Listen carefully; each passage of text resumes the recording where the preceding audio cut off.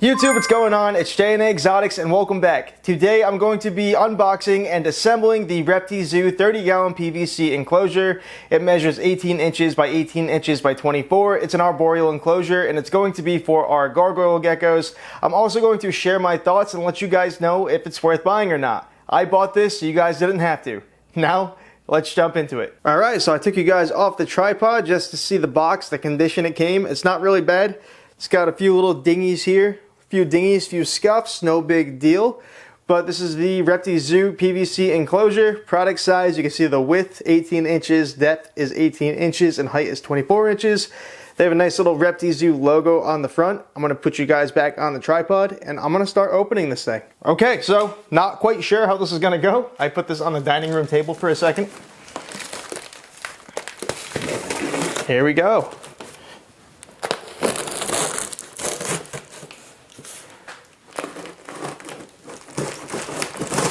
A little tough on this side.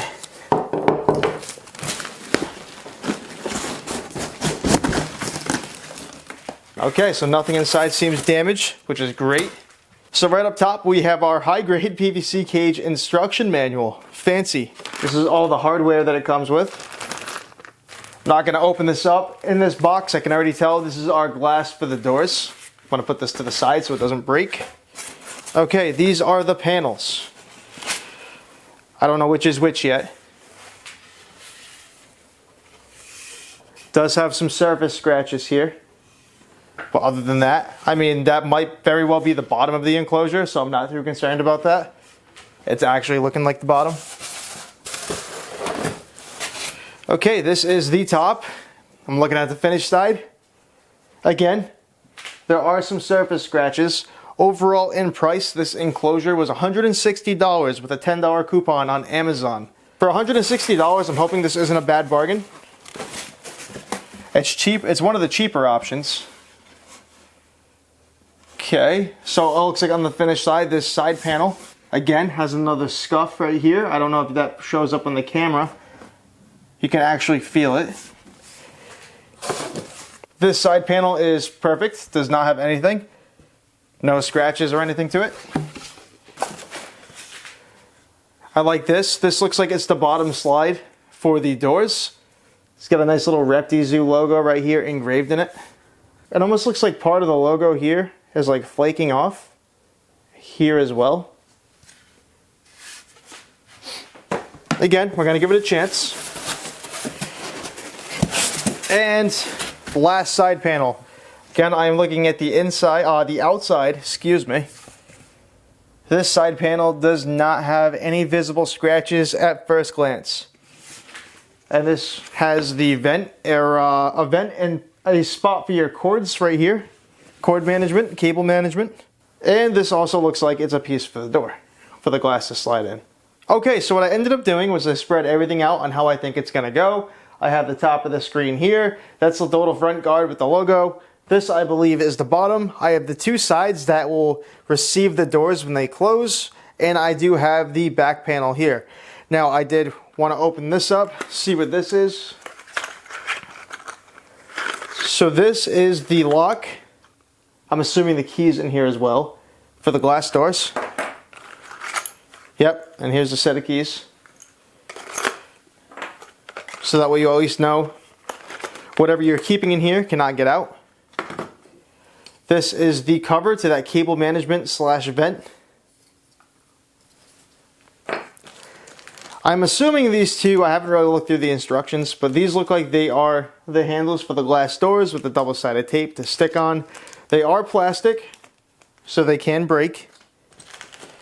I'm not sure what these are for. This is just some screws, hardware. It comes with an Allen key, and it comes with a screwdriver to assemble it. So we need to assemble the sides first, and then the bottom and the top will go on. But I did want to point this out too before we get started. Hopefully the camera will pick it up. But where these little plastic pieces go in, it's actually cracked and dented like they were forced in. I'm hoping that's not an issue. Seems like a future problem. So these instructions aren't really clear at all. But I've assembled enough IKEA furniture to where I kind of understand what's going on. You have this peg right here and it's threaded. This is going to end up screwing in to these pieces I was just talking about that are cracked. They are threaded for this. So you simply just screw that in like so, as far as you can. I'm going to show you guys how I do it, but these bigger holes here are for actually the locking mechanism. You will use your Phillips screwdriver and you turn it. This piece here, as it turns, will lock that peg into place so it can't move. When this peg here gets a little snug by hand, you then take your screwdriver, and I wouldn't crank this thing down. I think snug like that is perfect. So what I'm going to do before assembling, I'm going to go through all these spots here, and I'm going to put these pegs in. You can do the screwdriver the entire time too. It might be easier, because it is kind of tough. Again, the whole purpose of this, I don't know what I'm doing. I'm going in blind, as I'm sure most of you are, unless you have already purchased a Repti Zoo enclosure. But we're trying to figure out how it goes. Again, in case anyone is misunderstanding what I'm talking about, these white things here, all the white parts got a peg. I'm going to do this to the rest of the sides, and then we're going to move on. Be sure when you're screwing in the pegs, you don't want to strip out that plastic piece, because once that plastic piece is stripped out, there's nothing for this to screw into, so it's game over. Unless you silicone your enclosure or something like that, or glue it together, you're not going to be able to get that to stay. So before we get too crazy into assembling this, I did want to point out again, the larger hole right here near my thumb. All these larger holes are going to be for those locks. These smaller holes that you can see right here, hopefully, they're also on the sides. All these smaller holes are what the pegs themselves are going to slide into.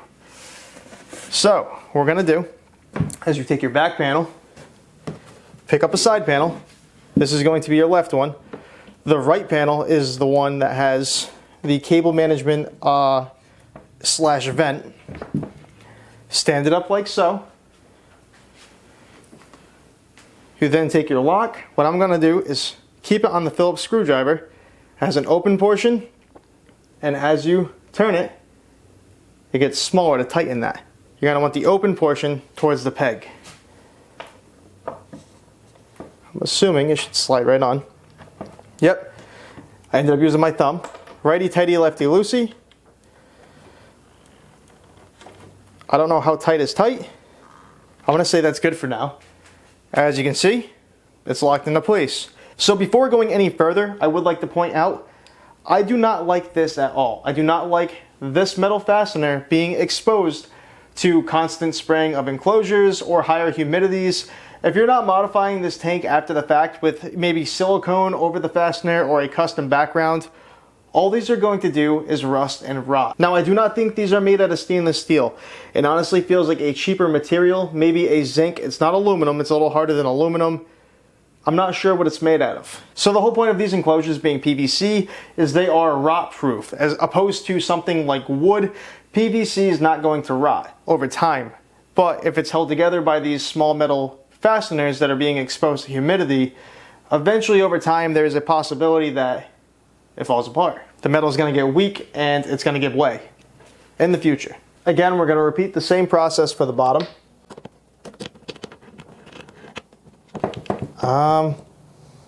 Okay.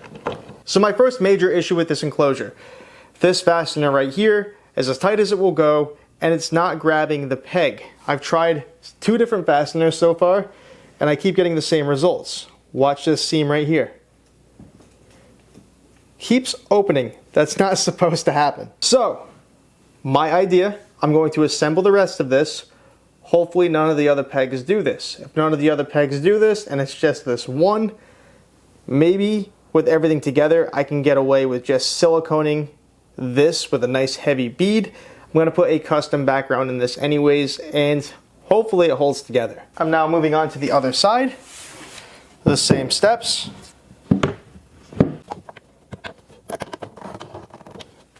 Okay, now we're going to put on this front piece that goes across here.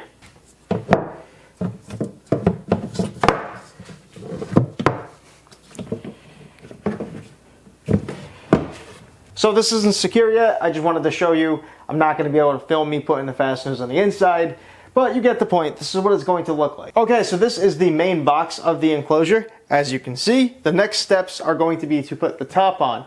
I wanted to show you another thing I'm not too fond of. So I know I mentioned I'm not a fan of those metal fasteners because over time all they're going to do with the humidity and the moisture in the enclosure is rust and rot.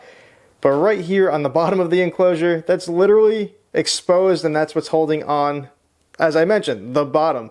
That's where your false bottom is going to be if you have a bioactive enclosure, or that's where your substrate's going to be. So unless you silicone the faces of those, all they're going to do is take in water, leak, and rot. I'm not a fan of that at all. So this is the top of the enclosure. It's got a nice heavy-duty metal screen. Now obviously, we're going to have to repeat the same steps. We're going to have to put the pegs in here, and they are going to lock in place right here, and these holes on the top. I'm going to put these pegs in place, and then we'll move on to the next step. So when you put this on, all you're going to have to do is line the pattern of the pegs up with the pattern of the holes. I know there's nothing going on the front, and as you can see, there's no spots for holes or pegs on the front of this. So this is the front. A quick little tidbit I want to give. I don't know if I mentioned anything at the beginning. When you screw these pegs on, make sure they go straight. If they're going in crooked or you feel like you're forcing them in, take a step back, straighten it out, go slow. You don't want to strip these out. So I'm going to take this top, I'm going to gently guide it in those holes, and there we have it. Now I'm going to repeat the same process with those fasteners, lock this into place, then we're going to move on to the bottom.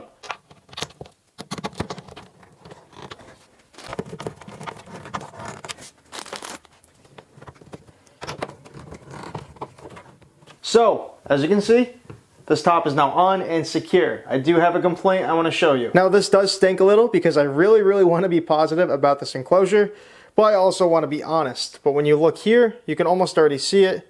That's daylight. So the top of the enclosure and the corners and actually throughout the whole thing, it does not sit completely flush. So again, you're going to have to modify this in some sort of way. So this is my first overall experience with Repti Zoo enclosures, and right off the rip, if you do not want to modify an enclosure after building it, these Repti Zoo enclosures are not going to be for you. I do understand it is a more affordable option, but they won't be for you. So just like I did with the top and just like I did with the sides, I'm going to install these pegs and these white spots right here, and then I'm going to line it up with these holes here meant for the pegs, and I'm going to slide it in and lock it into place.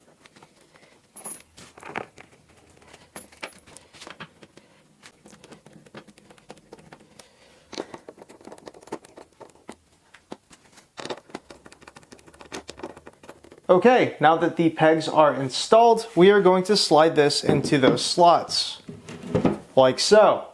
What I'm going to do then is flip the enclosure up right side and lock it into place.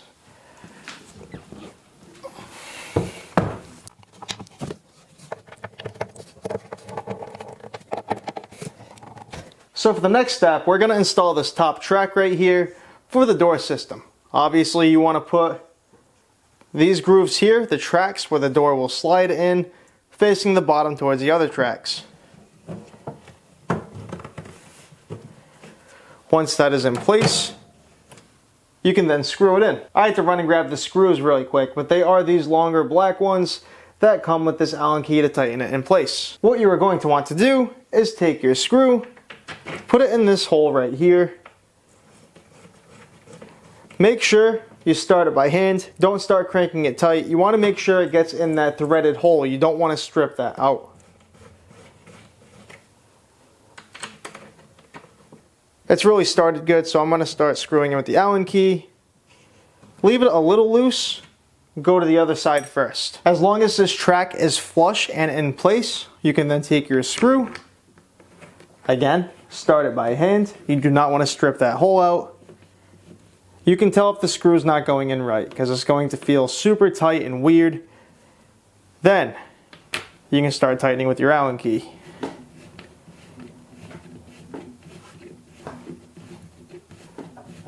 Once this one gets tight, I'm going to give it a quick little crank down. I'm then going to finish tightening the other side. Again, you're going to want to come to your other side and finish it off. Snug is good. You don't want this over tight. You crank this thing down too hard, you're gonna crack the PVC. Now it's time to install the glass doors. Be careful when taking them out of the package. It is glass. Put the knife down.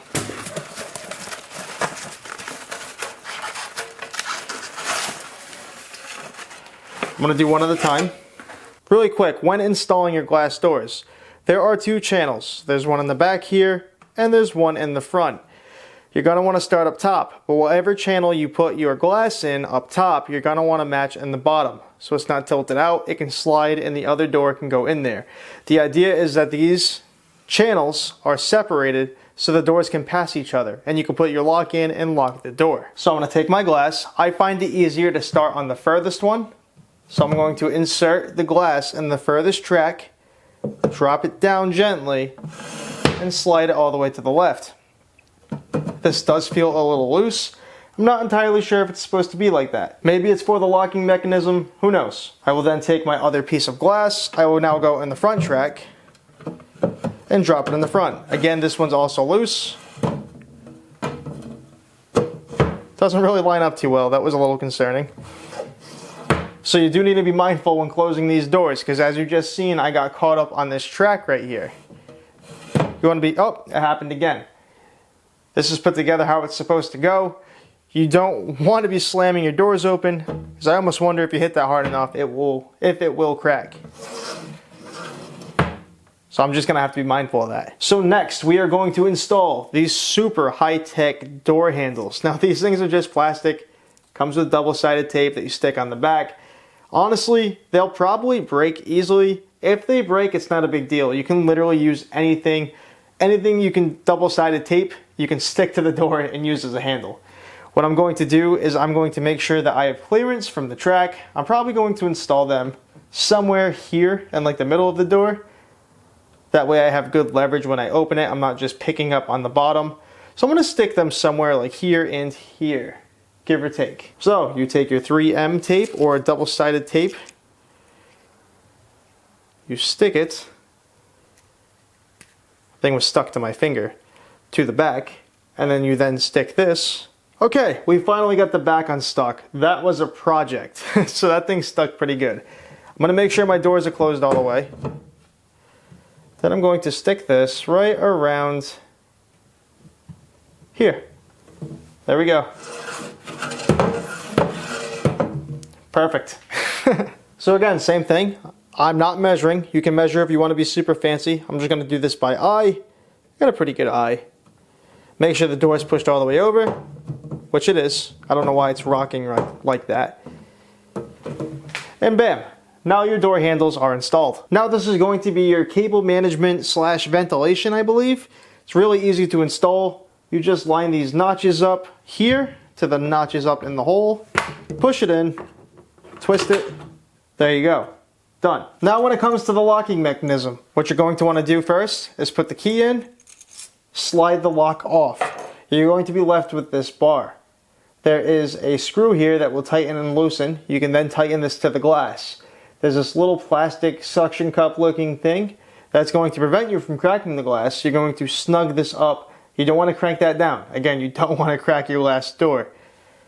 Open this up, slide this in. It might honestly be easier if I take the glass panes back out, so that's what I'm going to do. It's probably going to be a lot easier that way. Or at least remove the one. That way I can hold this end here and tighten this gently with this screw. I think that's good enough. The screw doesn't want to move anymore. This might move. I might give it a quick little... I'm not going any more than that. I'm not breaking this. I will then take my glass door, put it back in, take your lock, twist the key, pull, your doors are now locked. Your reptile can no longer escape. So once you are all done with assembling, this is what your enclosure is going to look like. So this is my very first experience dealing with a Repti Zoo enclosure. So this enclosure was on sale with a coupon on Amazon for $160. After taxes, I still paid $170. So I would figure without that coupon, it's probably $180. Now I do understand that this is supposed to be a more inexpensive, more affordable PVC reptile enclosure, but there is still a lot of room for improvement. Yes, I do understand that it is a lower price, but it does not mean that a product should come as damaged as this one did. Almost every single finished face of this enclosure had a scratch or a dent or a nick in it, and I'm really not a fan of that. Now the packaging, you guys seen the box as I opened it up. That wasn't damaged, and the styrofoam inside of it and all the foam was intact, so that all definitely happened at the factory where it was manufactured. Another manufacturer's issue is that bottom left-hand corner I was struggling with and couldn't keep tight. When I put the bottom on and the top, obviously the rigidity of the enclosure being all together is helping it out, but I'm still going to have to go in there and silicone the ever-loving crap out of it. And speaking of siliconing, I'm going to go through the entire enclosure and silicone all of those fasteners. That way they do not leak, the enclosure is waterproof, and these things don't rust out and rot on me. It literally defeats the purpose of having a PVC enclosure if all of the fasteners that you're using to hold it together are exposed and they're going to rust out and rot on you, evidently leading to the enclosure failing in the future. I didn't really like how the glass doors fit in that track either. I don't like how they're super loose. The handles are kind of cheap and flimsy, at least with that EcoFlex enclosure. Those handles are a nice material, and I didn't like that when I slid the door open. Again, the doors almost don't fit the tracks themselves, they're too loose.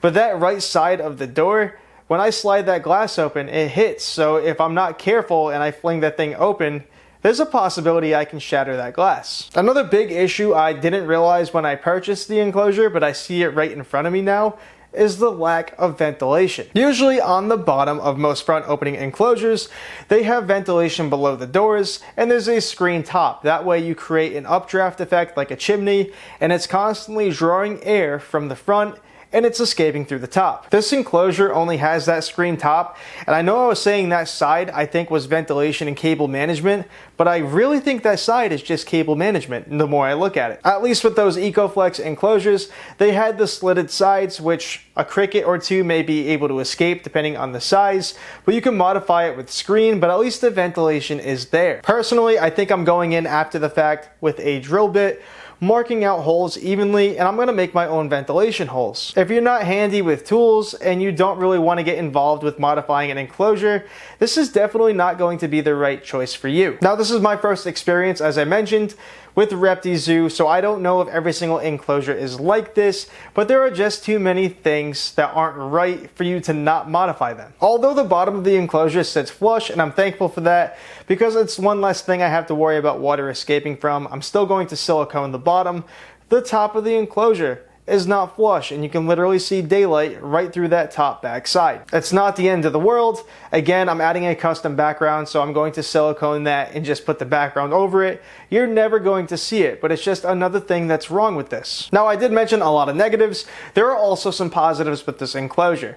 For example, the screen on top. It's a nice sturdy screen. You don't have any brackets in the way, so you don't have to worry about your lighting fixtures hitting brackets. The cable management on the side, it is a nice touch for your thermometers and things of that nature. That's always a good thing to have. And the enclosure is super lightweight.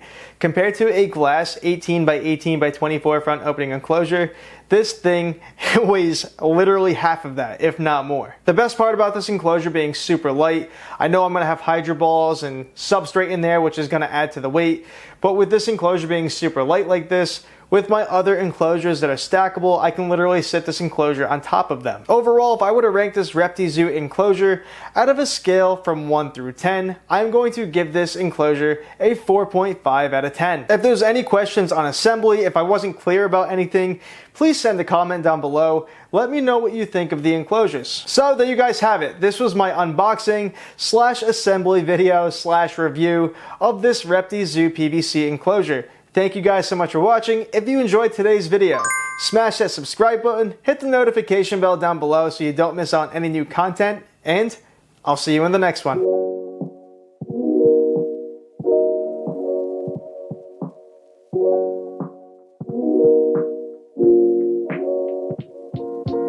guys.